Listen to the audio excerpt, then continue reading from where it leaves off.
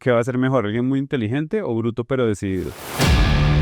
Que nadie está preparado y está entendiendo de verdad la velocidad del cambio que está llegando. Cuando tú te presentas siendo Google, más o menos todo el mundo está dispuesto a escuchar. Nunca ha habido un momento tan emocionante con tanta oportunidad como está pasando en este momento. Se necesita un poco el shift cultural de creérsela. ¿En cuánto tiempo no saber inteligencia artificial puede hacerte perder tu trabajo? Creo que ya está pasando. Y donde se va a seguir necesitando el aporte humano es... Hola a todos, bienvenidos a un nuevo episodio de Métase en mi cabeza. Hoy no sé si deberíamos entrar en la cabeza de este personaje. Yo creo que deberíamos meternos en sus venas, porque es una persona que definitivamente a través de sus venas corre transformación digital. Durante toda su vida ha trabajado en compañías que tienen que ver con transformación digital. Su último trabajo, ¿dónde fue? En Google. ¿Qué hacía él? Dirigía Colombia, Centroamérica y el Caribe. ¿Eso qué quiere decir? Que nuestro personaje de hoy tiene toda la autoridad, tiene todo el conocimiento y la experiencia para hablarnos acerca de qué va a pasar con la inteligencia artificial. Cómo viene a modificar nuestro trabajo, cómo viene a abrirnos nuevas posibilidades. No se pierdan este viaje porque definitivamente va a ser bien interesante. Recuerden que en los últimos 15 minutos del programa ustedes pueden preguntar lo que quieran. Vámonos ya mismo a la cabeza de Giovanni. Vamos.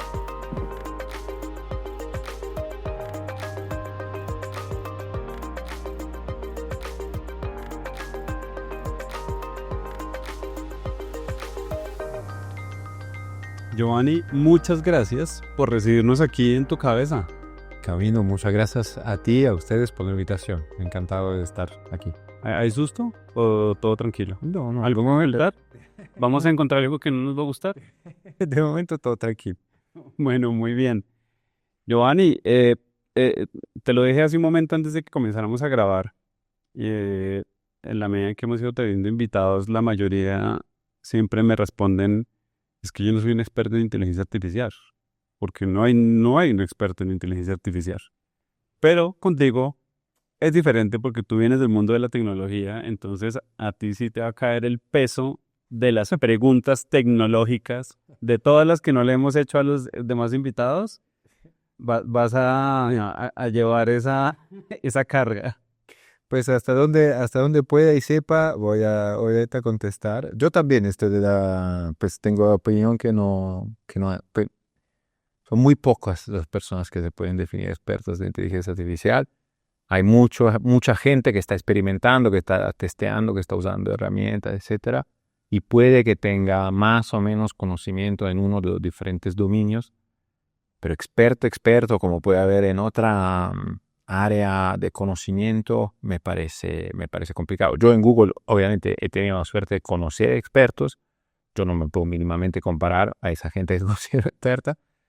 Seguramente el hecho de haber estado tanto tiempo en Google me da una ventaja, digamos, de haber visto muchas cosas y sobre todo haber absorbido también la forma de pensar de Google y de mirar la tecnología y la innovación. Bueno, quiero arrancar con esa historia. Se lo decía la vez pasada a Felipe y no voy a recorrer lo que ya has hablado en algunas otras entrevistas con respecto a tu vida, pero sí tengo una pregunta que no escuché que respondieras y es, ¿por qué salir de Italia a buscar en otro lado, pues como ese universo? No sé si era tecnología o cuál era la idea de salir de tu país a encontrar pues algo más. Excelente la pregunta. Bueno, yo, si ves que me extiendo en las respuestas, me corto. Yo en 2007, yo estaba trabajando en Milán, era un momento, yo soy de Milán, italiano de Milán. En esa época estaba en un momento muy particular de mi vida. Mi papá había fallecido hace poco. Yo me encontraba en un momento de mucho introspección, cambio, crisis. Estaba trabajando como agente de comercio en una en una agencia de publicidad, vendíamos publicidad para televisiones locales. Okay. Entonces era venta pura. Eh, Ganaba bien, pero no me veía con perspectiva en ese trabajo. Y en ese momento se estaba empezando a hacerse conocer más y más Google. Google como buscador y como compañía. Ok. Y a mí me volaba la cabeza Google por el producto, porque en ese momento el buscador era una cosa increíble. Pues fue un cambio, ¿no?, radical de no tener cómo acceder a información a tener todo a un clic de distancia. Y también como compañía se estaba haciendo conocer porque era innovadora, porque era muy informal. Tenía un montón de cosas que rompían con el esquema de trabajo que yo estaba acostumbrado en Italia, que es muy jerárquico, muy top-down, muy formal. Eh, entonces, nada, empecé a aplicar como loco a Google y para hacerla corta, a un cierto momento me hacen una oferta para irme a Dublín. Y así fue que literalmente en 2 semanas pasé de dejar mi vida en Milán, irme a Dublín con literalmente una maleta, dormir en un bed and breakfast de esos típicos irlandeses. Y ahí empezó esa carrera en Google, que al comienzo yo entré con una posición entry level, entonces entré en lo que en ese momento era el call center, básicamente. Entonces yo contestaba llamadas, contestaba tickets.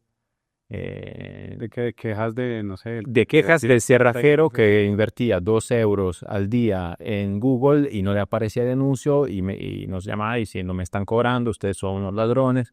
Y tú le tenías que hacer troubleshooting en el momento. ok, Eh, felicidad de trabajo, lleno de satisfacción, lleno... pero era impresionante porque a hacer ese trabajo había una cantidad de gente o sea, de los mejores colegios de Europa, y te digo, ni siquiera de Italia, o sea, de Europa, que hablaban 4 idiomas, o sea, un nivel de preparación y de perfiles que hacían ese trabajo que en ese momento a mí me voló la cabeza. Y después con Google empecé pues, a abrirme al mundo. En 2011 dejé Google para ir a hacer un MBA en Londres, ahí pasaron cosas. Pero, long story short, en 2013, mi manager de cuando yo estaba en Dublín, que es un argentino, me llama y me dice, estoy en Buenos Aires y estoy buscando a alguien que pueda ayudarme a liderar el equipo. Y yo en ese momento, pues, nunca había considerado irme de verdad a Latinoamérica, siquiera Argentina, básicamente no hablaba español en ese momento, Ok, pero me parecía wow la oportunidad, entre lo que me ofrecían como cargo, digamos, internamente, pero también la oportunidad de hacer algo completamente fuera de lo que yo venía pensando, incluso digamos, cuando pensaba en cómo, ¿sabes?, estructurar tu vida, organizar tu vida.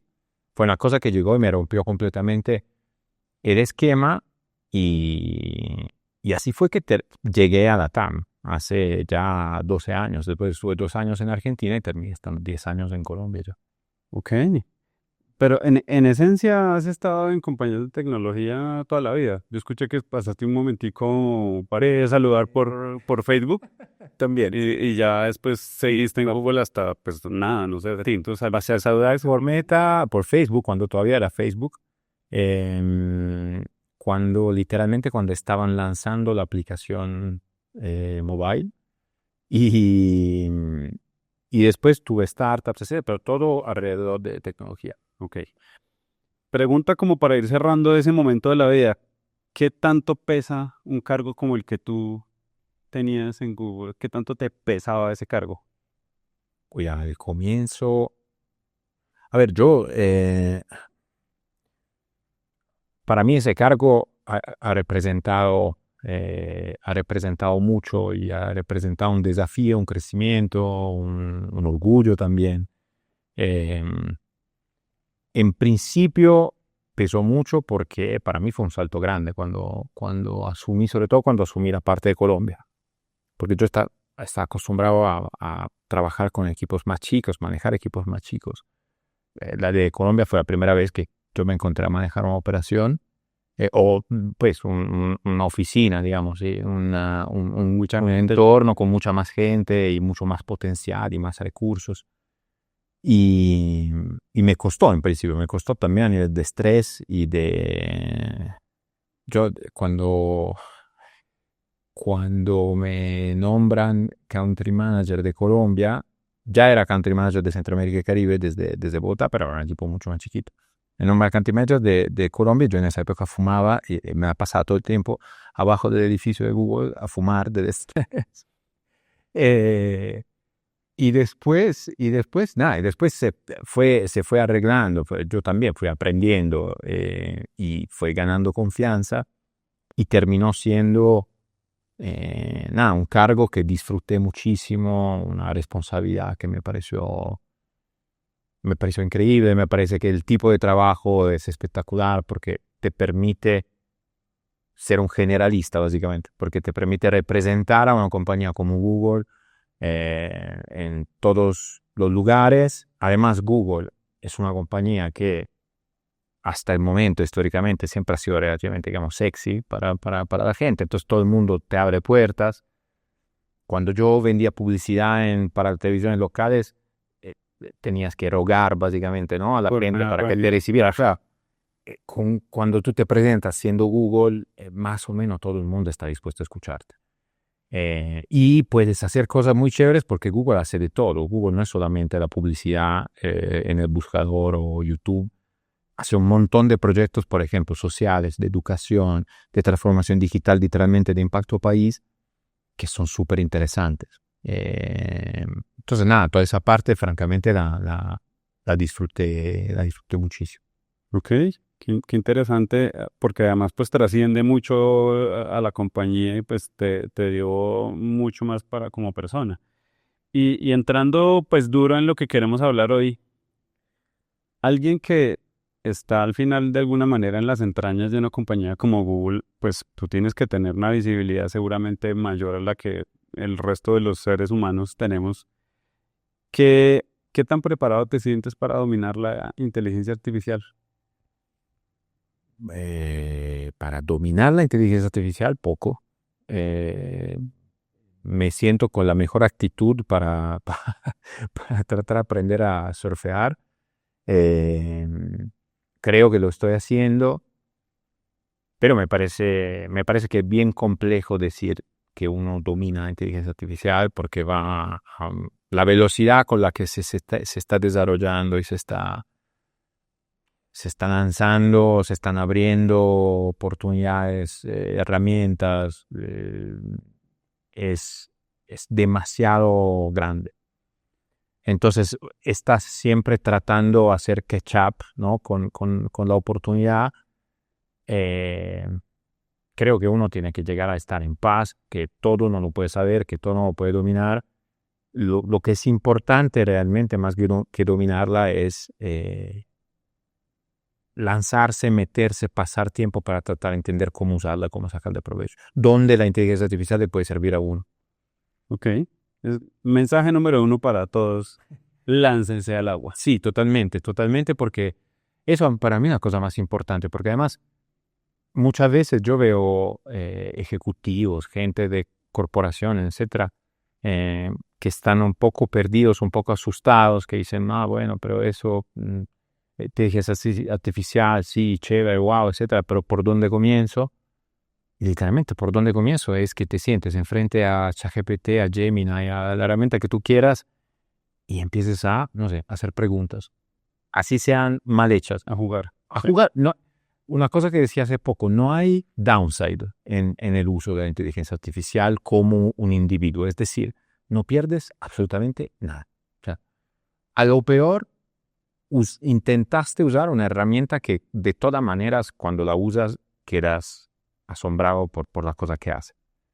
En esa línea, digamos, el primer llamado sería láncese, pruebe, haga lo que pueda, juegue, pero entendiendo un poquito que de alguna manera esto va a requerir pues que nos preparemos también.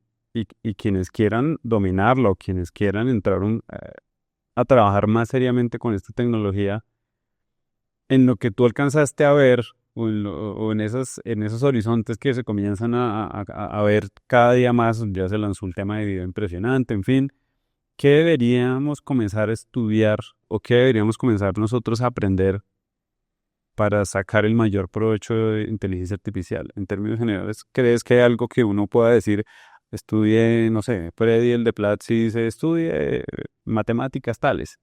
¿Qué crees hoy que valdría la pena sentarnos a estudiar? No, a ver, yo creo que seguramente, por ejemplo, los cursos que recomienda Freddy, yo mismo ahora quiero, yo no tengo el perfil técnico que tiene Freddy. Freddy es mucho más técnico, es mucho más, en el sentido, mucho más conocedor de lo que puedo ser yo, por ejemplo. Porque se ve que es una persona que ha pasado años desarrollando literalmente. Yo no desarrollo y no tengo ese conocimiento. Yo quiero hacer el curso de Freddy, porque quiero el de que acaba de lanzar de fundamentos de ingeniería de software, porque me parece una nota de curso, porque me parece que es interesante, importante saber esos conceptos, pero no creo que eso sea para todo el mundo. O sea, creo que lo que uno tiene que hacer una vez más es empezar con las herramientas que están al alcance de todos, empezar con ChatGPT, con Gemini, con Claude, con Manus. Yo últimamente estoy dando mucho Manus, me parece fantástico. Manus es un poco diferente a ChatGPT porque puede hacer más tareas al mismo tiempo, básicamente. Entonces te puede hacer cosas que todavía los demás no te pueden hacer. Empezar con esas cosas a mí me parece wow. Me parece que también testear otras herramientas como por ejemplo entrar a Lovable y darse cuenta que existen herramientas que hoy en día con un prompt sencillo, así digamos verbal, coloquial, como podemos hacerlo, como hablamos, hay una cosa, una herramienta que te crea una página web en 2 minutos, de la nada. Ver esas cosas, ya solo verlas, es una cosa para mí que te activa conexiones, te mete a pensar, decía, bueno, pero entonces será que si eso se puede hacer tan rápidamente, entonces yo de repente esa idea de negocio que tuve hace 5 años que nunca pude desarrollar porque no tenía la plata, porque no tenía no conocía al developer con quien hacerlo, termina siendo mucho más viable. O otro ejemplo, siempre usando simplemente las herramientas estándar, digamos, los chatbots adicionales. Yo estoy pensando desarrollar una aplicación. No tengo el conocimiento técnico, como te está diciendo. Yo entro en la categoría de estas personas que históricamente quería hacer cosas, pero nunca tenían los recursos, el tiempo, los contactos. Pues los contactos sí, pero digo, era mucho más complejo hacerlo antes. Hoy en día estoy trabajando con unos developers, logrando explicarle qué es lo que quiero, cómo lo quiero, qué debería ser la aplicación, etcétera, solamente porque estoy todo el tiempo hablando con Gemini, que me va guiando y me va ayudando a explicarle al developer qué es lo que quiero. Okay. No se necesita mucho más en una etapa inicial. Después es obvio que si uno quiere igualmente empezar a desarrollar cosas, tienes que buscar otros recursos, pero igualmente los otros recursos no son tanto recursos teóricos cuanto, por ejemplo, hay muchos que están ofreciendo talleres de creación de agentes. Yo he tomado algunas de las clases que los chicos de Truora están haciendo. Eso me parece una iniciativa maravillosa, completamente hands-on, una cosa que tú cada clase que entras, si quieres, sales habiendo aprendido literalmente a hacer algo. Pero una vez más, lo único que realmente importa de todo esto que estoy contando es simplemente lanzarse y empezar a buscar recursos. Sí, volvemos al punto inicial y es hay que arriesgarse. Sí. Vamos para entender Sí, un poco por para dónde. entender por dónde. Sabes que a mí me ha pasado algo y siento que la IA de alguna manera lo enfrenta a uno con su capacidad más estratégica y más pensada a largo plazo y no a la implementación. Siempre, en tu caso, tú dices siempre, tenía la idea de hacer tal cosa. Como no sabes programar, pues es, digamos, una excusa perfecta para decir, bueno, pues ni modo, no lo Claro, voy a hacer. claro. En este caso es como, ya no hay ningún Ni inconveniente. siquiera ahí eso, claro. Puedes hacerla. Claro. Y el que no hace un post en LinkedIn porque no sabe diseñar, pues ya ese no es el problema. Literalmente. Y ya lo pone uno en otra dimensión de pensamiento y es, ¿para qué quiero hacer esto? Sí. ¿A quién voy a llegar? O sea, me parece que uno termina haciéndose las preguntas correctas. Sí, total. Totalmente.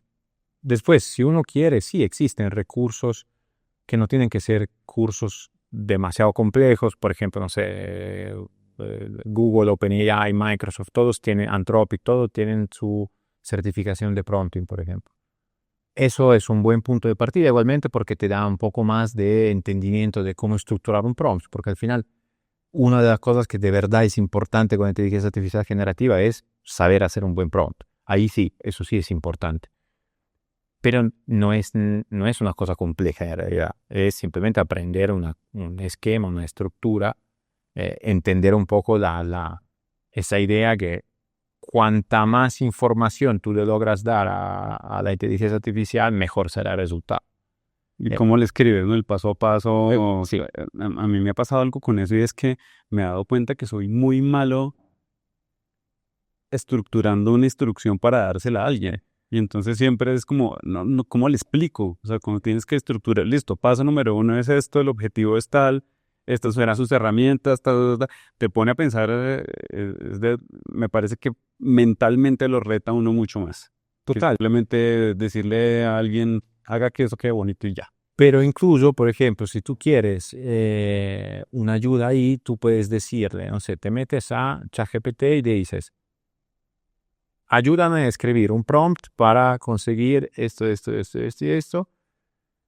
Te describe y si quieres lo pasas a otra herramienta tipo Gemini y con el prompt que te creó ChatGPT empiezas a trabajar, digamos, sobre la base de lo que te hizo ChatGPT. Pero es todo empezando incluso con un prompt mal hecho, porque no tuviste tiempo, porque no tenías cabeza, porque lo que fuera.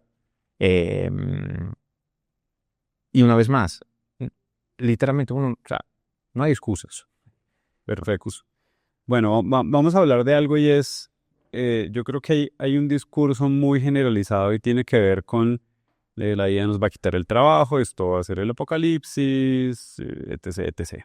Pero te voy a hacer una pregunta con base, no vamos a decir científica, pero desde la experiencia y es, em, mi pregunta específica es si te da miedo la inteligencia artificial, pero te voy a decir el contexto cuál es. Cuando Google comenzó de alguna manera a hacerse dueño de la búsqueda, Ajá. entendido como, pues el noble propósito es ordenar la información del mundo, listo. Pero al final eso da un gran poder que es el poder sobre la información. Uh-huh. Y para bien o para mal, al final, ok, no hay problema con eso.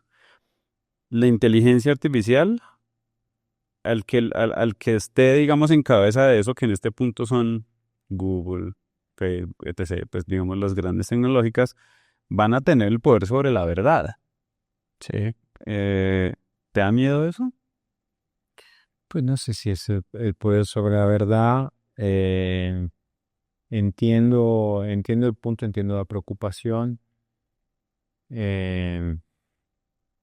Creo que hay un problema de ética, digamos, y desarrollo ético de inteligencia artificial.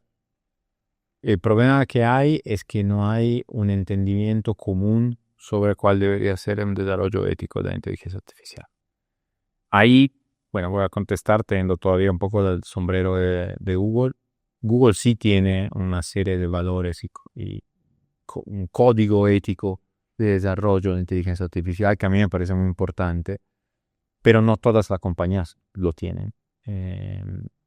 Y sí existe un riesgo existen varios riesgos relacionados con la inteligencia artificial, con el control, quién detiene el control de la inteligencia artificial, cuál es la data que se usa para nutrirla. Seguramente existen preocupaciones. Confío en que entre compañías como Google y también algunos ordenamientos y gobiernos, como puede ser el gobierno de Estados Unidos o también la Unión Europea está empezando a moverse bien sobre esas cosas. Confío en que se logre dar un poquito más de transparencia. Creo que nunca se va a poder eliminar el problema porque igualmente es un problema de centralización del poder, pues. ¿Quién detiene esas enormes cantidades de datos y esos large language models? Evidentemente tienen un poder que está un poco desbalanceado seguramente. Ahora que decías que hablabas de 2007 en Facebook, pues el Facebook de 2007 era casi irrisible, ¿no? En 2012, yo entré en 2012, en 2007 entré a Google, 2012 pasé por Facebook y era cuando todavía, no sé si te acuerdas, la primera versión mobile de Facebook veías igualmente la pantalla desktop con un cuadrito. Sí, sí, sí. Esa era la aplicación mobile de Tal cual. Y por eso, digamos, me refería al año, pues porque es como un momento en el que era todavía no entendíamos lo que iba a pasar. Uh-huh. Entonces sale Facebook y lo único que uno decía, esto es espectacular. Puedo hablar con mis amigos y puedo tener con la gente que no me hablo, la tengo a un clic. Y estamos a 18, 20 años después con personas con depresión, gente que hasta se suicida. Bueno, pues estoy siendo absolutamente catastrófico con lo que estoy diciendo, pero lo que voy es, era muy difícil en ese momento ver cómo eso podría ser malo, si pintaba tan bien. ¿Qué crees que va a pasar en 2045? Curioso que tú lo digas, cuando yo entré a Google en 2007 era un momento en donde todo el mundo lo quería Google. O sea, había gente que, no sé, por la calle te abrazaba cuando se entraba de tu trabajo por Google, te juro. Y a nosotros nos llegaban correos, llamaban clientes, todos diciendo que Google era increíble, que era una oportunidad para la humanidad, etc. Y fast forward, ¿no? 15 años después, y pues es más o menos es el demonio y es quien detiene, no, digo, en la opinión pública, ¿no? Hay una opinión pública muy fuerte sobre el poder de Google, lo que representa, etc. Yo creo que un poco esto pasará también con la inteligencia artificial, pero sinceramente yo creo que en este momento es difícil. Nadie puede decir 2045, sinceramente es un horizonte temporal quizás lejos, muy lejos para decir dónde estaremos, cómo estará, cómo será la tecnología. ¿No te atreves a...? No, yo no me atrevo porque creo que para 2030 ya, 2028, incluso 2029, están diciendo que llegará la inteligencia artificial general. Sí, Y eso cambiará literalmente la forma de relacionarnos con la tecnología porque será el momento en donde efectivamente muchas cosas más de lo que está pasando hoy en día se van a poder automatizar. Y entonces ahí necesariamente va a cambiar un poco incluso el rol del trabajo en nuestras vidas. Entonces van a nacer probablemente nuevas profesiones. Vi hace poco un video de Gary Vaynerchuk, que a mí me gustó mucho como creador de contenido, que decía, en 10 años nacerán nuevas profesiones, por ejemplo, quizás estará, como ya todos tendrán relación con la inteligencia artificial y estarán cada vez más, digamos, aislados, cada vez más, ¿no?, ensimismados todos, la función solamente de la persona que estará ahí para acompañarte, ¿no? La pagas 2 horas para que te haga compañía. Un acompañador. Sí, yo creo que 2045, yo creo sinceramente que nadie está preparado y está entendiendo de verdad la velocidad del cambio que está llegando. Pero creo también que nunca ha habido un momento tan emocionante, con tanta oportunidad, con tantas cosas que se pueden hacer por todos lados, como está pasando en este momento. Porque es literalmente como si tú cualquier cosa, cualquier idea la puedas poner en acción. Un MVP pasa en una versión. Literalmente, en un MVP. Sí. Cualquier idea, cualquier cosa. Y de hecho yo creo que algo que va a pasar, está tratando de explicarlo el otro día en un post que hice, creo que se está invirtiendo ese tema de la seguridad laboral. La seguridad laboral, como estamos acostumbrados a verla de, no sé, una compañía, ¿no? Venimos de una realidad en donde por, no sé, los últimos 20 años en las compañías tecnológicas se consideraban compañías en donde si lograbas entrar, después era espectacular porque te daba un montón de beneficios, un montón de cosas buenas, un montón de, ¿no? y tenías también opciones de crecimiento. Hoy en día, con la llegada de la inteligencia artificial, efectivamente se está reconsiderando y se está, pues, están haciendo ajustes todos, ¿no? Y están cortando posiciones y se está empezando a generar un poco un clima en donde no, como empleado no tienes esa seguridad que, no sé, de aquí a un año tu trabajo va a ser el mismo, que vas a seguir teniendo ese trabajo, que vas a seguir teniendo trabajo, porque nadie te la puede dar esa seguridad, porque en la medida que de a poquito se van optimizando y eficientizando, automatizando procesos, pues necesariamente se tienen que revisar las posiciones que hace la gente internamente, posiciones que antes existían y funcionaron por mucho tiempo, hoy en día ya no son necesarias. Mi posición, o sea, al final yo también fui, entre comillas, afectado por esas cosas.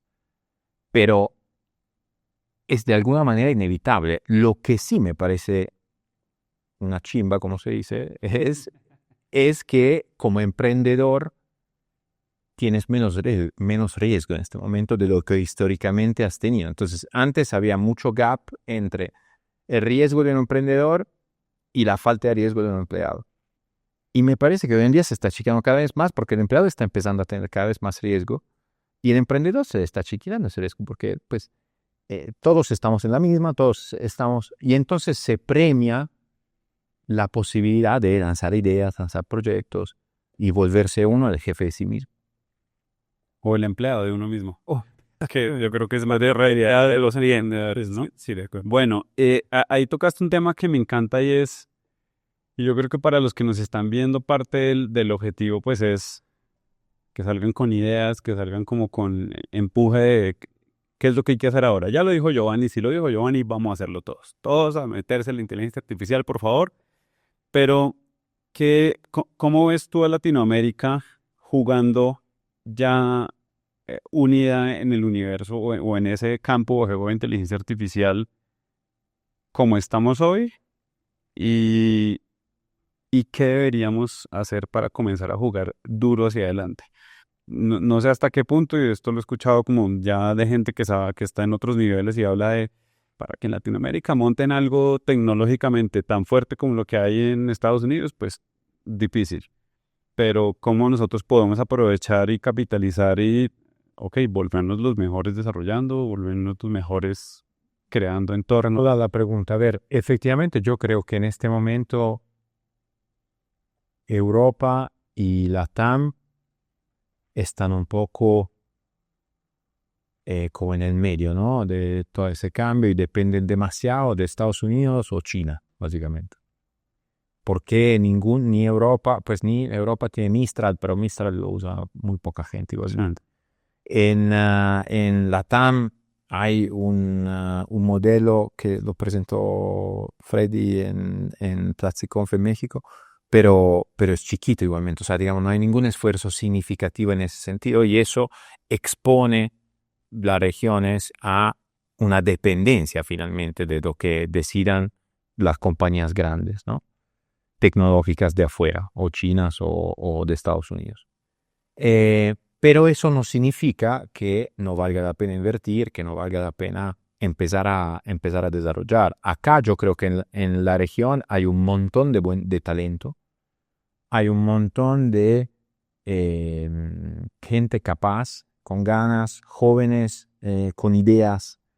Y entonces creo que hay, primero, pues digamos, cada país debería tratar fomentar y crear políticas para fomentar e incentivar el empleo de los jóvenes, que se lancen a hacer startups, entonces crear condiciones favorables para emprender. Hay que seguir reforzando el tema de educación, porque eso sí sigue siendo un doliente, no de educación como tal, porque la educación tiene excelencias en la región que son buenísimas, pero digamos, la disponibilidad, ¿no? Para todos de educación, porque eso sí se puede volver un diferenciador enorme. Y también se necesita un poco el shift cultural de creérsela, que acá, los emprendedores de acá, por ejemplo, tech, están haciendo cosas maravillosas en contextos que son probablemente infinitamente más complejos de lo que puede pasar en Estados Unidos, donde pues es difícil, pero pues, está todo comodizado, funciona todo, es toda una maravilla desde la perspectiva del funcionamiento de la sociedad. Aquí no, porque aquí pues hay miles de problemas de ineficiencia, etcétera. Entonces, quienes logran de verdad ser exitosos acá es gente que es buenísima y hay muchas personas. A mí, por ejemplo, todo lo que está pasando en fintech, tanto en Colombia como en la región, me parece wow. Me parece que se están desarrollando soluciones increíbles, que están cambiando literalmente la cara de la finanza. Y la TAM me parece que tiene un rol clave, y no solo por Nubank, por varias fintech que están en la región. Ok. Ya que entramos ahí, voy a aprovechar para traerte el DeLorean. Y te voy a traer el DeLorean con... Tú en este punto estás como de nuevo en paso uno, ¿no? Porque arrancaste Glykes, que es tu nuevo como emprendimiento, con temas de desarrollo y asesoría con inteligencia artificial. Por ahí lo tenemos en... ahí llegó el DeLorean. ¡Qué maravilla! Y en ese DeLorean me voy a traer a Giovanni Estela de hace 2 años, que todavía no sabía que se iba a ir de Google ni nada. Y entonces el Giovanni emprendedor de hoy va a sentarse con el duro de Google y le va a preguntar, ¿qué hago? Yo voy a montar esta empresa de inteligencia artificial. ¿Qué me recomienda? ¿Qué debo hacer? ¿Qué le dirías desde ese cargo y desde la visión que tienes al Giovanni de hoy? Váyase por aquí. Apuéstele a esto. Ay, difícil la pregunta. Son muchas más las cosas que le podría yo decir al de hace 2 años. No, la verdad, el mensaje sería el mismo, porque la inteligencia artificial ya se estaba empezando a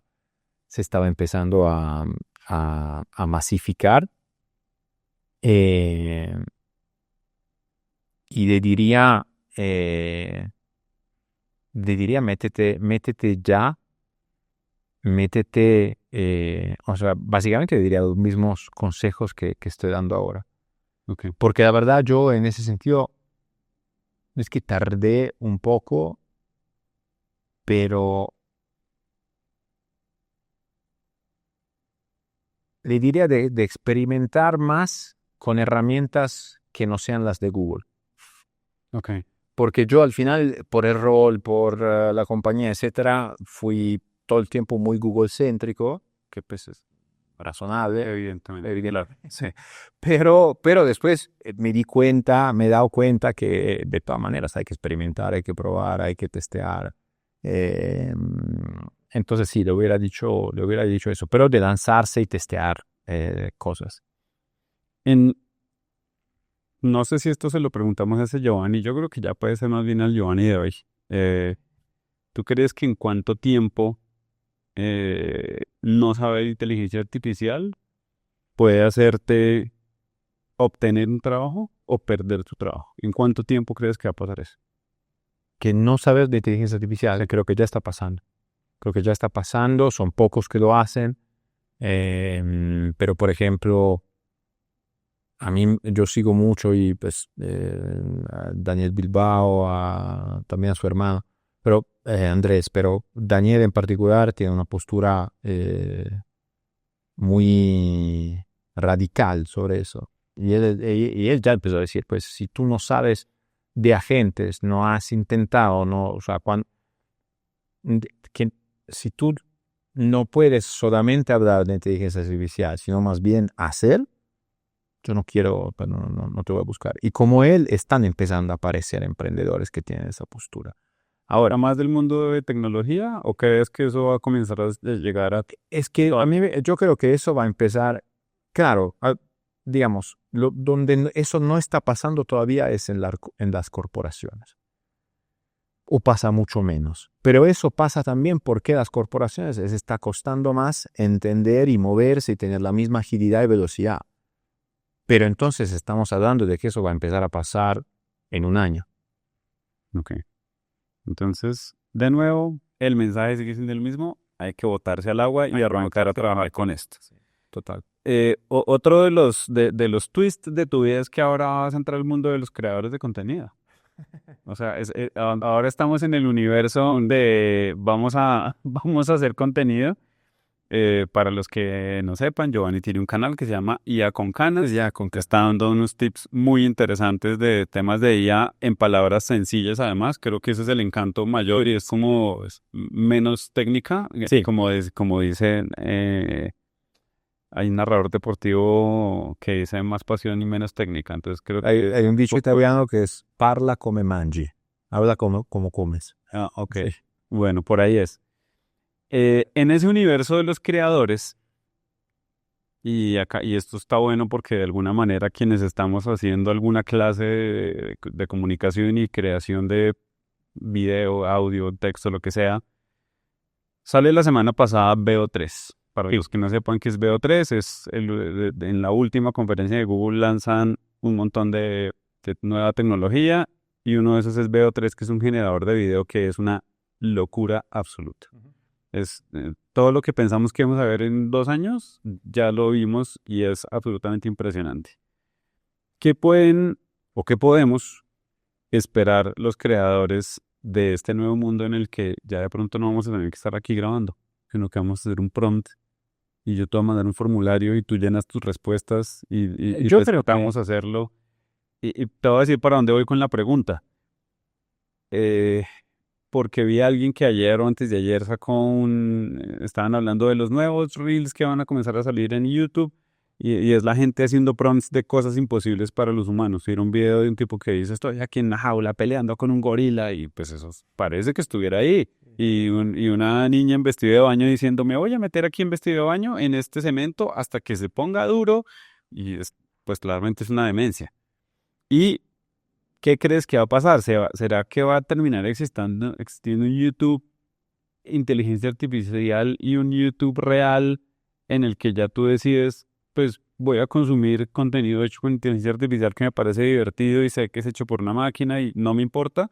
¿O me quiero ir a la entrevista de Giovanni y Camilo, que ellos están sentados y me gusta más el tema humano? ¿Qué crees que va a pasar ahí? Yo creo que van a pasar ambas cosas, es decir, va a incrementar significativamente la cantidad de contenido producido por inteligencia artificial, también en videos de canales manejados literalmente completamente solamente por inteligencia artificial.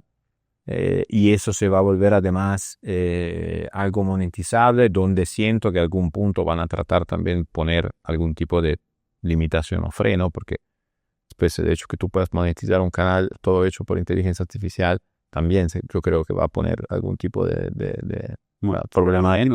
Sí, claro. Pues.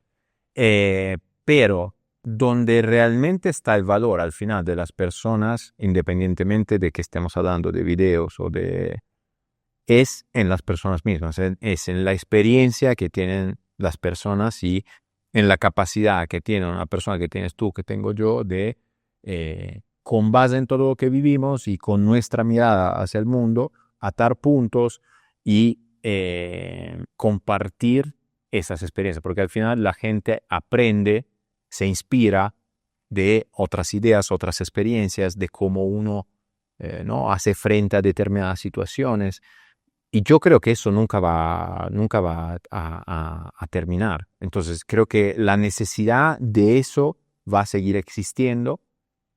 Quizás va a cambiar la forma, quizás en 2 años no estaremos acá tú y yo, estarán acá 2 avatars y tú y yo estaremos en casa haciendo otras cosas. Hibernando. Pero el acceso a lo que nosotros tenemos en la cabeza y en nuestras experiencias, eso va a seguir siendo el gran diferenciador que vamos a tener nosotros. Bueno, te voy a hacer una pregunta para cerrar mis preguntas y ahora vamos con las de nuestro público. Y esto te lo pregunto porque vi una entrevista que hizo Steven Bartlett, creo que era Simon Sinek, o no sé, era esa una que hizo como un debate con varias personas hablando de agentes de inteligencia artificial.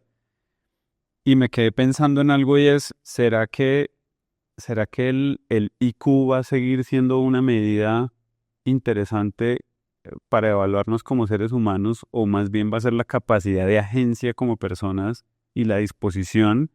Poquito que va a ser mejor, alguien muy inteligente o bruto pero decidido, porque al final ya vas a tener la capacidad de, en términos cerebrales, de tener acceso a cualquier cosa. Entonces, hacia el futuro, ¿qué crees que va a pasar? Y te lo pregunto porque hace un momento me hablabas de ser un poco más generalista, Es que yo creo que lo que va a preñar y donde se va a seguir necesitando el aporte humano es en los soft skills y en el ser generalista, en el pensamiento crítico. Ahí es donde va a seguir. Entonces, muy inteligente depende qué quiere decir, porque inteligente puede ser que eres un crack en matemática o que emocionalmente, por ejemplo, tienes unas habilidades que son descomunales. Quizás las habilidades descomunales que tú puedas tener para la gente de común, salvo que tú seas uno de los genios que están de verdad creando inteligencia artificial en este momento. Pues si tú eres una persona del común, el hecho que tú tengas más desarrolladas esas soft skills, esas capacidades interpersonales, la inteligencia emocional, yo creo que eso y que tengas capacidad dialéctica, lógica, etcétera, creo que eso va a seguir siendo un gran diferenciador. Ok, bueno, pues tenemos un rato de empleo todavía. Bueno, vamos con las preguntas de ustedes. Nos preguntan por LinkedIn. Con la llegada del AI Mode, ¿el SEO murió? ¿Está evolucionando o es un monstruo diferente ahora? Es un monstruo diferente ahora. Creo que ese es un área en donde ahí también no se está entendiendo, la gente por su mayoría no entiende la portada del cambio, el tamaño del cambio que se está dando. Creo que en redes hay muchas ganas de decir Google murió porque ChatGPT, etcétera, les están comiendo el tráfico y creo que se está perdiendo de vista la foto de lo que Google está haciendo, que es increíble. Y entonces AI Mode va a cambiar bastante la forma de buscar, pero la forma de buscar va a cambiar aún más porque el buscador más adelante, yo creo, se va a volver completamente multimodal. Y entonces tú estarás quizás con el celular, pero me imagino más adelante también con gafas, interactuando directamente todo el tiempo con Gemini. Y que signifique eso para el SEO tradicional, pues significa que le van a meter una bomba. Obviamente que no va a pasar de un día para otro, pero ya está empezando a pasar. Y ya últimamente se está hablando mucho más, no del SEO, lo están llamando el AEO, de qué es el que tú haces con la inteligencia artificial, porque lo que tienes que hacer para posicionar resultados dentro de Google AI Overview es diferente a lo que harías con el buscador tradicional. Y lo mismo va a pasar con ChatGPT, etcétera. Todos, claro. Bueno, pues eso son buenas noticias para los SEOs, los SEOs del mundo. Hay trabajo para adelante. Bueno, nos pregunta Jimena, durante tu gestión en Google, lideraste iniciativas para democratizar el acceso a la tecnología. ¿Qué estrategias consideras para que la IA sea accesible y útil para emprendedores? ¿Qué estrategias a nivel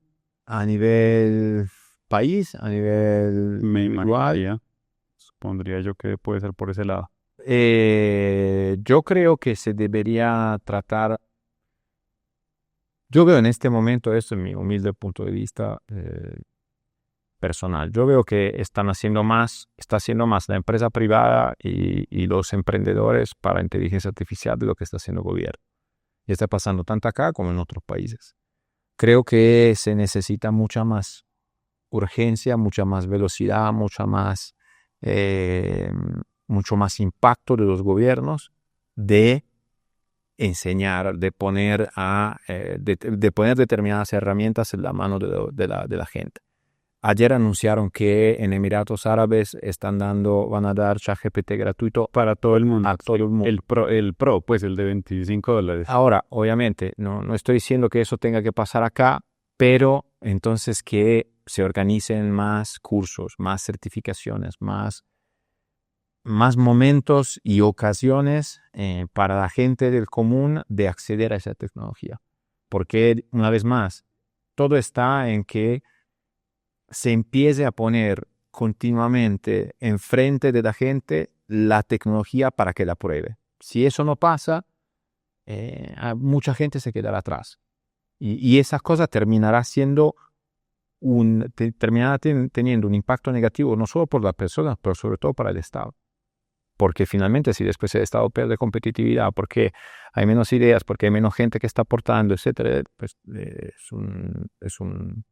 Nos volvemos básicamente inviables. Bueno, nos pregunta Mónica, ahora que inicias una nueva etapa profesional, ¿cómo planeas continuar impulsando la adopción responsable de la inteligencia artificial en la región? Pues ahí sí yo tengo mucho el chip de Google. Sigo siendo Googler. Sí, pues al final un pedazo muy importante de mi vida, pero sobre todo lo decía antes, ¿no? Aprendí a pensar en tecnología gracias a Google. Y Google tiene una postura muy clara, muy definida sobre este tema de desarrollo ético, que no quiere decir que Google sea inmune a cualquier tipo de error o cualquier tipo de misstep en el proceso, pero yo sí creo que hay que defender esas reglas que son, por ejemplo, que la inteligencia artificial se tiene que desarrollar para que tenga un beneficio para la sociedad, que hay que tratar dentro de lo posible evitar que tenga bias, que tenga sesgos, que tiene que fomentar diversidad, igualdad, inclusión. Creo que esos son valores universales que se tienen que defender. Y también el tema de la excelencia académica y científica detrás de la inteligencia artificial. Eso también yo creo que sea muy importante, porque es una cosa tan importante, tan compleja, tan tecnológicamente avanzada, que tiene que estar en manos de los más cracks del planeta en ese sentido. Ok. Bueno, nos pregunta Juan, con la creciente integración de la inteligencia artificial en diversos sectores, ¿cómo ves el equilibrio entre automatización y empleo en la TAM? ¿Qué roles emergentes crees que surgirán gracias a la inteligencia artificial? ¿Qué roles emergentes? Un poco lo que estaba diciendo ahora, es decir, yo creo que la mayoría de los trabajos va a evolucionar respecto a lo que son hoy en día, en donde básicamente yo me imagino que de aquí a 1 o 2 años la mayoría de trabajos serán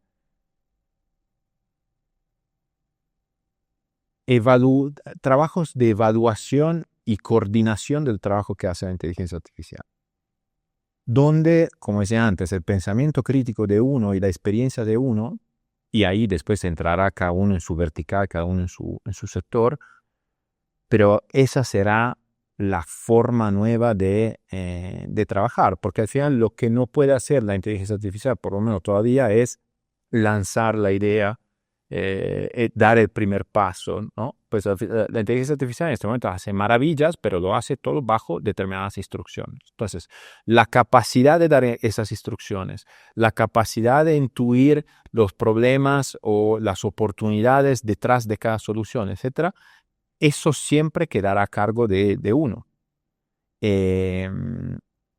Todo lo que se podrá automatizar, por otro lado, se automatizará. Y eso tendrá un impacto concreto en empleos. Creo igualmente que el balance al final será a favor de los empleos que se crean, pero creo que lo que va a cambiar esta vez, sí, más de lo que pasó en el pasado, es el mix. Es decir, me imagino mucha más gente emprendiendo y mucha menos gente proporcionalmente trabajando para compañías.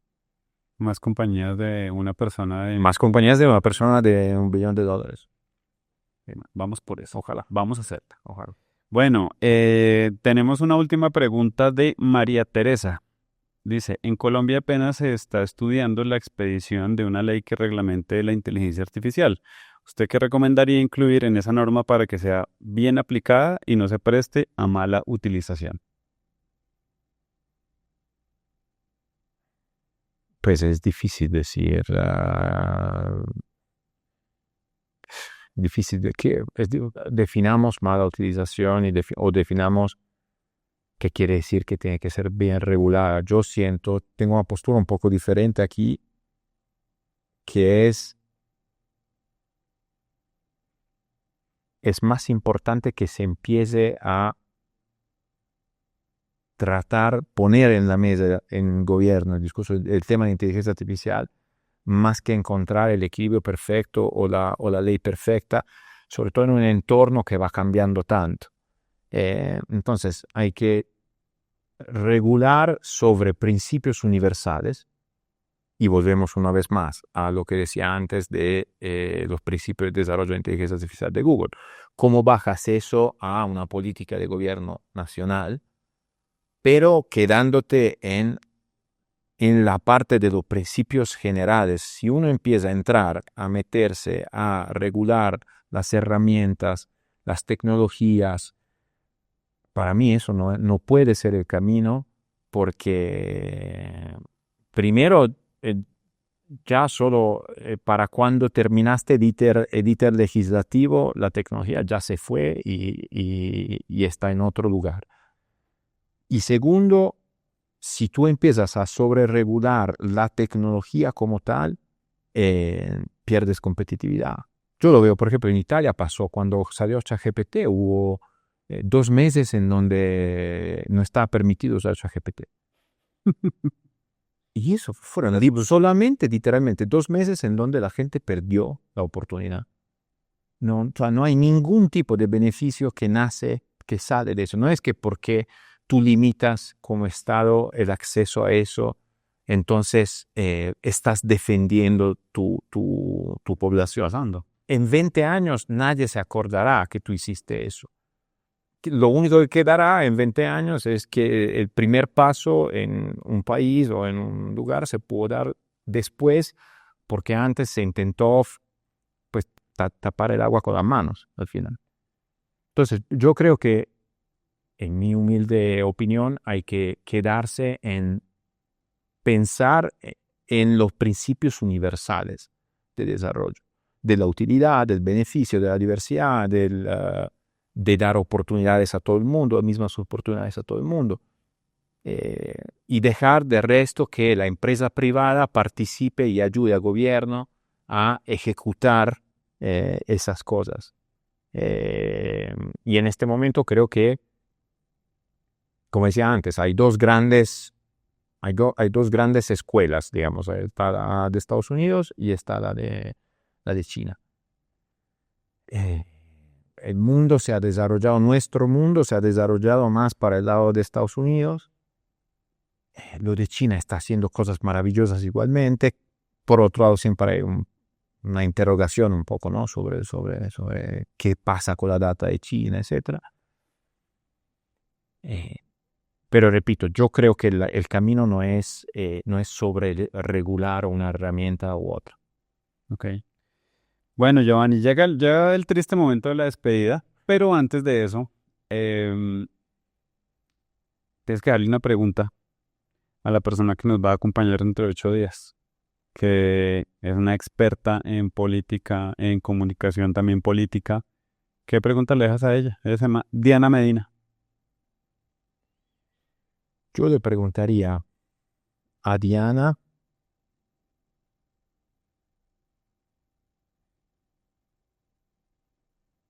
cómo piensa que se va a estar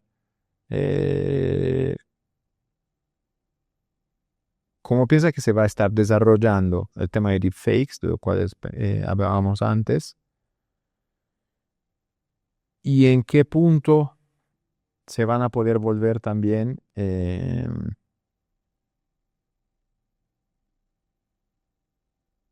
herramientas que tengan un uso, entre comillas, positivos. Ok. Bueno, comenzamos muy personal esta entrevista y la vamos a terminar muy personal con la pregunta que te dejó Felipe. Y es, ¿cómo te sientes ahora sin él lo llamó y lo voy a entrecomillar, el adorno de ese gran cargo que tenías en Google? Lo hablamos un poco al comienzo, pero es como, ¿y cómo te sientes ahora sin eso? Me siento, la verdad, pues muchas cosas. Por un lado, obviamente, o sea, Google te da un gran respaldo y es chévere presentarse como el director de Google, etcétera. Pero sinceramente soy también mucho más libre, mucho más yo. Estoy feliz con lo que he logrado tener de ese cargo y de la compañía. Al final, pues lo que yo he sido construido con Google, o sea, nadie me va a quitar, como se dice, nadie me quita lo bailado. Yo fui country manager 10 años, lo disfruté muchísimo. Hoy en día siento que estoy empezando a hacer otras cosas y me parece espectacular lo que tengo por delante, siendo yo sin ese adorno detrás. Es obvio que tiene también una componente de incertidumbre, a veces de miedo, ¿no? Que te puede dejar. O sea, Google es Google como compañía y Google también paga bien. Y pues Y es importante. para la vida también es importante. Pero existe un mundo afuera de Google y Google me ha enseñado también pues al final a creer en mí y a apostarle a la innovación, a las ideas, a no esperar a que algo sea perfecto para lanzarte a hacerlo. Todas las cosas que yo he ido contando por años en charlas, etcétera, de la cultura de innovación de Google, al final ahora son las que estoy viviendo yo mismo y eso también me parece espectacular, me parece que es un capítulo espectacular. Gio, muchísimas gracias por estar aquí con nosotros hoy, por abrirnos tu cabeza para entrar a sacar todas estas ideas. A todos los que nos acompañaron y a los que verán este video después, muchas gracias y nos vemos dentro de 8 días. Muchas gracias. Recuerden, métanse en mi cabeza.